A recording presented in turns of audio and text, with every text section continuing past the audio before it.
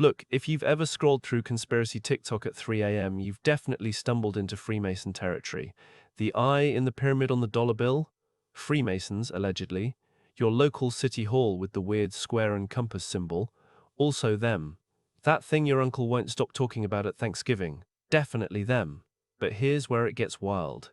We're talking about an organization that's been called everything from a harmless social club for dads who like aprons to literally the puppet masters controlling world governments.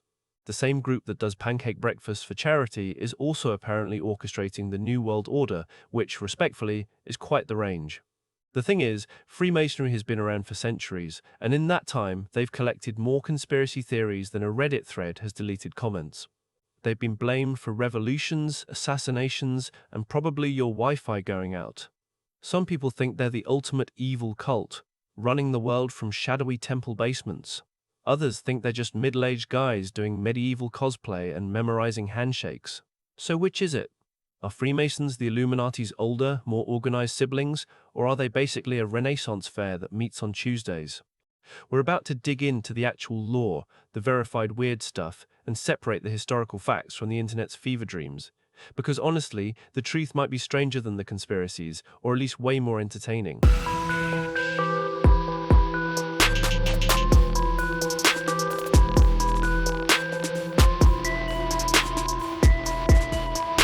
Okay, so plot twist. Freemasonry actually started with people who built stuff. Wild concept, I know.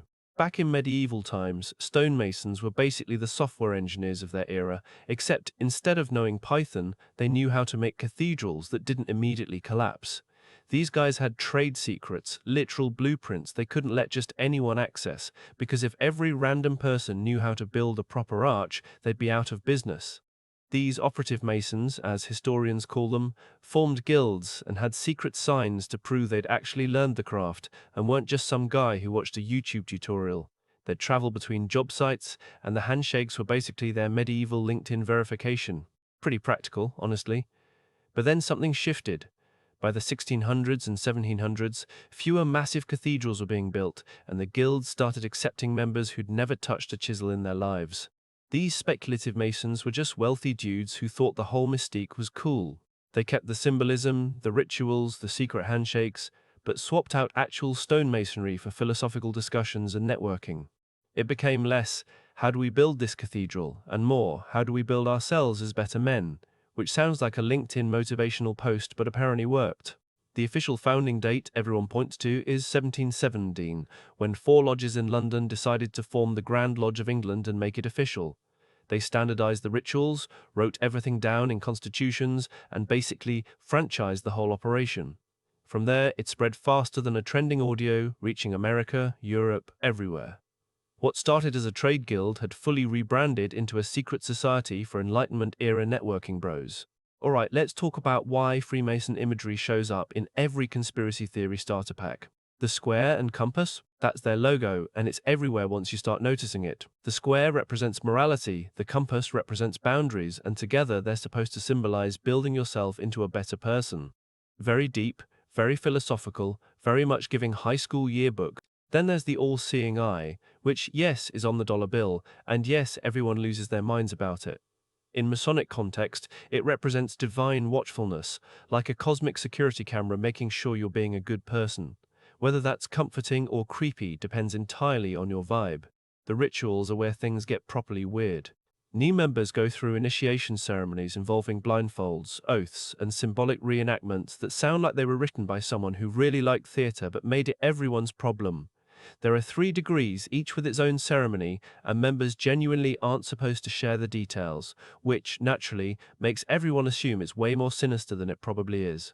They also have secret handshakes, passwords, and ways of recognizing each other, like an analog version of a Discord server with verification channels. The secrecy isn't necessarily because they're plotting anything, it's more like gatekeeping the experience, making membership feel exclusive. It's the same psychology as limited edition sneaker drops, just with more aprons and less hype.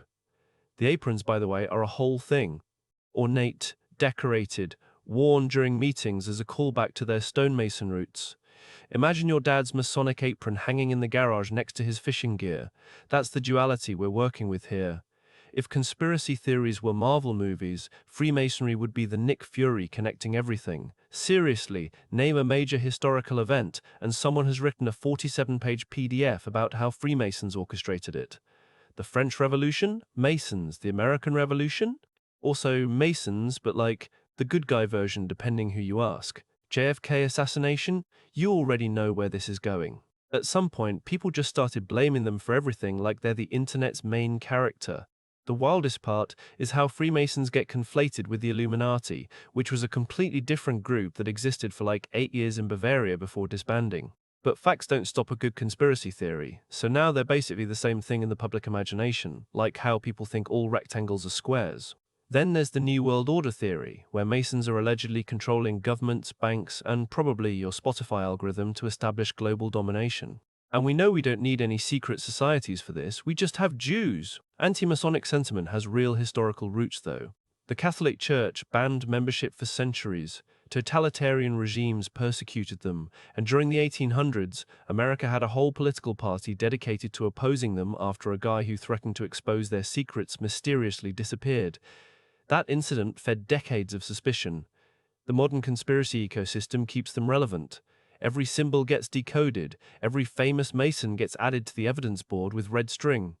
It's become this self-perpetuating cycle where secrecy breeds suspicion, which breeds more theories, which makes them seem more powerful than they probably are. Here's the thing that makes conspiracy theorists feel vindicated. A truly wild number of historically important people were Masons. Like, an uncomfortable amount if you're trying to argue they're just a casual hobby group. George Washington, Mason. Benjamin Franklin, Mason. At least 9 signers of the Declaration of Independence. The Founding Fathers really said, no taxation without representation, also, here's our secret handshake. They were basically running the revolutionary group chat and the lodge simultaneously. But it wasn't just American politicians. Mozart was a Mason, and literally wrote operas about Masonic symbolism. Mark Twain, Winston Churchill, Teddy Roosevelt, all Masons. Shaquille O'Neal is a Mason, which honestly just adds to the chaotic energy of this whole thing. The overlap with power isn't coincidental though. Masonic lodges were networking hubs before LinkedIn existed. If you wanted to meet influential people in your city, you joined the lodge. It was less secret society controlling the world and more professional networking with ceremonial swords. That said, when this many powerful people share membership in an organization with secret rituals, yeah, it's going to look suspicious. Especially when they're making decisions that affect millions while also attending meetings where they wear matching aprons. The optics are, as the kids say, not great. So after all this, what actually is Freemasonry? Hot take, it's probably the most overestimated organization in conspiracy history. Modern Freemasonry is essentially a fraternal organization where mostly older guys meet regularly, do charity work, and participate in ritualistic traditions probably involving orgies down the line. They raise money for children's hospitals, give out scholarships, and yes, maybe even eat some of those children, joking or not. The secrets are mostly just ritual details they keep private to preserve the experience for new members. And some minor things like devil worshipping and the like, standard. Are there networking benefits? Absolutely. Is that the same as controlling world governments? Maybe. The evil cult narrative falls apart when you realize most lodges struggle with declining membership and aging demographics. These alleged puppet masters of global affairs are literally running bingo nights to keep the lights on, which is very sinister. That said, historical Masonic lodges definitely had influence. When membership included presidents, judges, and business leaders meeting privately, yeah, decisions got made, connections formed. But that's just how power networks function everywhere, from country clubs to tech companies. What really matters is that whatever life-changing decision they've made that personally affected your life, you would never even know. And while Freemasonry is a relic nowadays full of boomers that wear a diaper, surely certain fringe groups have been inspired by them and exist under different names, and summon demons in slightly different ways, like maybe drinking baby blood or whatever people like Lady Gaga do to stay young. So yeah, conspiracy effect? Well, both. And while they had their time, as with anything, they became irrelevant. And now that we got them out of the way, we can talk about more relevant secret societies next time, like Diddy and Epstein and such. And remember to look under your bed for any free Jews.